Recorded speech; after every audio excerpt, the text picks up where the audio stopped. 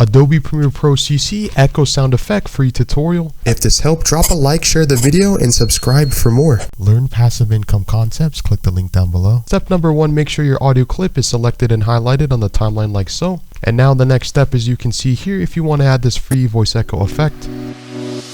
When you're lost trying to find your That is the before, and now simply put, as you can see, create a cut on the timeline. We're going to drag this to the left for the out point. Make sure the in point right here, we want to do this as the echo. way, find your way. As you can see, we loop this playback. We want to create an echo. So now select and highlight this portion of the clip. Go under to Effects Control panel on the top left hand screen and type in this right here. Drag this on your audio effect or the track. Go to Effects Control, click on Edit. And now as you can see, you want to drag these slider icons like so. Drag them to the right. This is going to create the cool Premiere Pro echo sound effect completely for free. Make sure this is dragged to the left and then keep this here as the same. Feel free to mess around with the settings. Your way, find your way.